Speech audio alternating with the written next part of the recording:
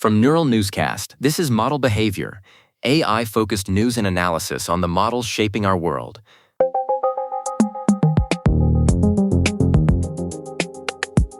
I'm Nina Park.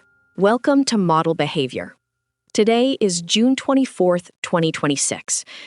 We are examining a significant shift in the AI infrastructure landscape as OpenAI transitions from being primarily a software and research organization to a custom hardware designer. On this program, Model Behavior looks at how complex AI systems are built, deployed, and operated within professional environments. We focus on the engineering realities behind the headlines to understand the true impact on the industry. I'm Thatcher Collins. Nina, the major news this morning is the official unveiling of Jalapeño. This is the first homegrown silicon chip from OpenAI, and it is designed specifically for inference tasks. They are positioning this as an intelligence processor, a piece of hardware optimized to handle the heavy volume of day-to-day user queries, rather than the massive computational load required to train new models. According to reporting from the Next Web, OpenAI has already moved past the prototype stage and is currently running laboratory samples for a specialized model identified as GPT 5.3 Codex Spark. The broader hardware strategy appears to rely heavily on strategic collaboration. To bring Jalapeño to market, OpenAI partnered with Broadcom for the essential connectivity and networking components, and with Celestica for the production of the boards and server racks. Thatcher, what stands out is that OpenAI is not attempting to build every component from scratch. They focused on the core logic and architecture, but they are leaning on the Broadcom Tomahawk switching silicon to ensure the entire system can function at a massive data center scale. The timeline is what really catches my attention, Nina. They claim to have moved from the initial design phase to a final manufacturing tape-out in only 9 months. In the semiconductor world, that is an incredibly aggressive development cycle.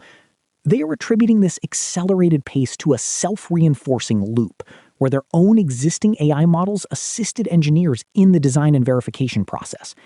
If AI can genuinely help human engineers design better chips faster, it significantly lowers the capital barrier to entry for custom silicon across the entire technology sector.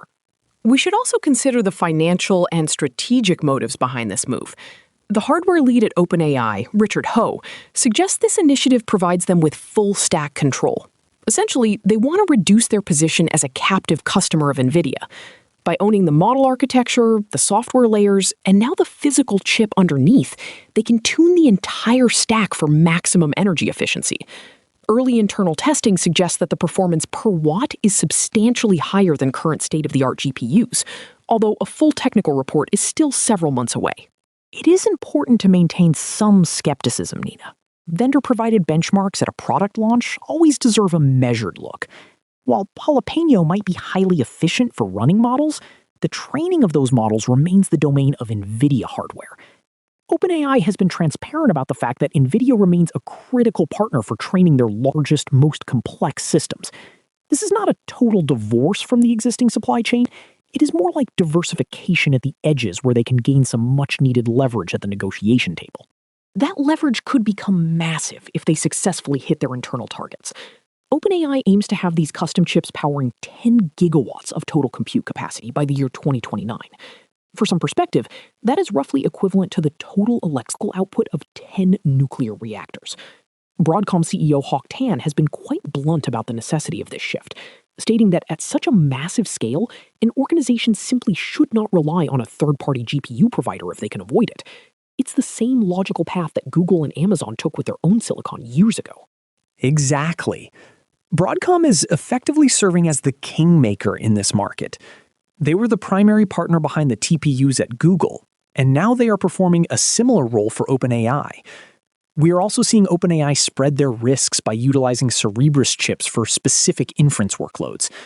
This suggests that while the training market is difficult to disrupt, the inference market is where the most intense competition is happening right now. We will have a better sense of how Jalapeño performs once it is deployed in Microsoft data centers later this year. This represents only the first step in what will be a very long and capital-hungry process for the organization.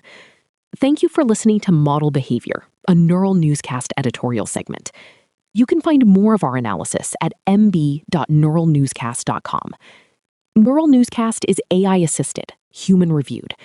View our AI transparency policy at neuralnewscast.com. This has been Model Behavior on Neural Newscast, examining the systems behind the story